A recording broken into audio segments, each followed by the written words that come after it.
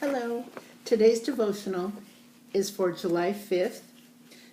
This devotional is from the book He Sent Me Back to Tell You by Sister Gwen. This book can be purchased through the End Time Handmaidens and Servants website at eth-s.org or at the Angletal Bookshop. Today's title is, Did You Read My Book Today?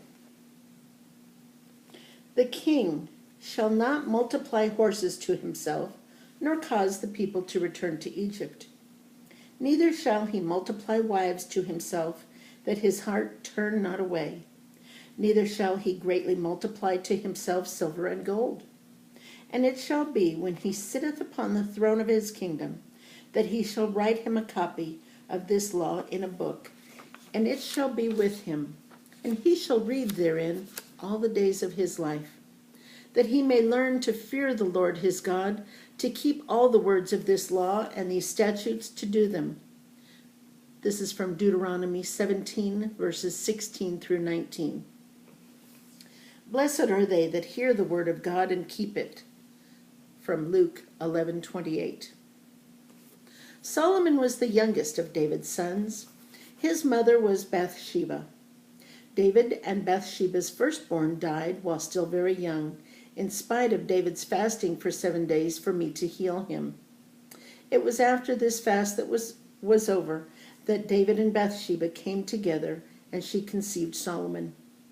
This is the reason for the greatness and wisdom of Solomon, the son of peace. David put him in the care of Nathan the prophet for his training and tutoring. He was about 10 years of age when Absalom tried to take the kingdom. David secretly promised Bathsheba that her son Solomon would sit on his throne when he died. Adonijah, an older brother, tried to seize the throne even before David died, but he was not successful. Solomon began his reign by a night of prayer at Samuel's tomb. He wanted to get as close to the old bones of the prophet who had anointed his father as possible. He offered 1,000 sacrifices. His pure heart was so beautiful, I told him he could have whatever his heart desired. He asked for wisdom to judge and rule the people righteously. This was granted him.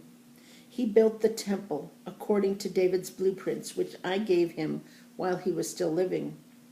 My glory came down on the day of dedication. He built his own palace, repaired the walls of Jerusalem, wrote 3 books, the Song of Solomon, the young lover, Proverbs, the wise teacher, and Ecclesiastes, the delusioned old man, and more which has been lost.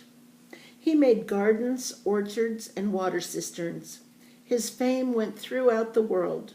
People came from all over the world to seek his wisdom, including the Queen of Sheba. But he broke my commandment. He accumulated horses, chariots, and women. He became possessed with a spirit of lust. He had 700 wives and 300 concubines. A woman wasn't safe in his presence.